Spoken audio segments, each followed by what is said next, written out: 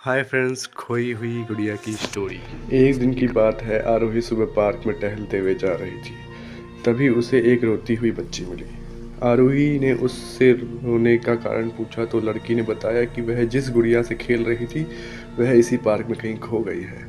आरोही ने उस बच्ची को उसकी गुड़िया ढूंढ लाने का आश्वासन दिया, जिससे वह बच्ची चुप हो गई।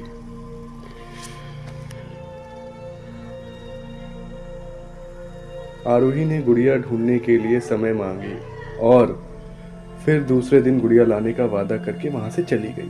पर गुड़िया ना तो आरोही को मिली और ना ही उस बच्ची को।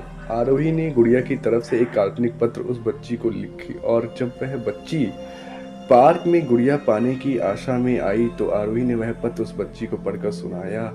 पत्र इस प्रकार था: कृपया रोना मत, मैं समय पर उस गुड़िया के बारे में तुम्हें लिखती रहूंगी, बस तुम रोना मत मेरी बच्ची।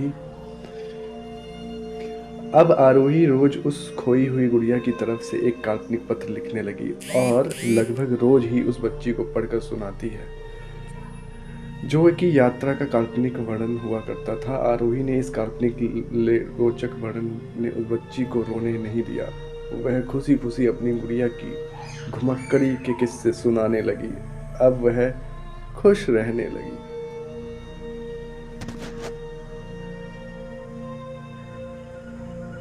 एक दिन जब काफ़ी कहानियाँ हो गई तो आरोही ने दूसरी गुड़िया उस बच्ची को लाकर दी।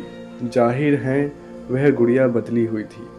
उस बच्ची को अपनी खोई हुई पुरानी गुड़िया जैसे नई लगी तो वह आरोही की ओर देखने लगी। आरोही अनजान बनते हुए गुड़िया में चिपकी एक चिट को निकाल कर पढ़ने लगी।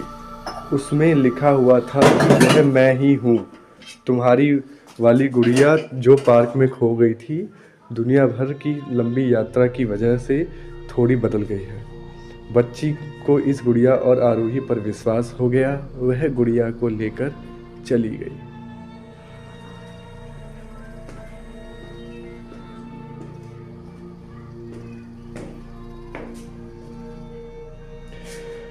वर्षों बाद जब वह बच्ची बड़ी हो गई तो एक दिन वह अपनी अलमारी में कुछ ढूंढ रही थी तो उसका ध्यान उस गुड़िया पर पड़ गया जो आरोही ने उसे दे दी थी। बचपन की बात याद करके वह हंसने लगी। उसे सब समझ आ चुका था कि आरोही ने कैसे उसका मन रखा। उसे उस गुड़िया पर फिर प्यार आने लगा।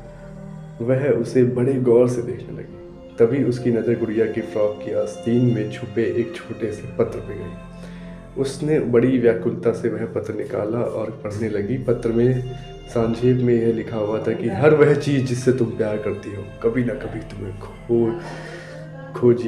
खोज लेगी और जो तुम्हारे पास होगी वह तुम्हारे लिए सच्चे रूप में बनी होगी। रूप भले ही भिन्न भिन्न होंगे पर प्यार एकदम खालिश होगा।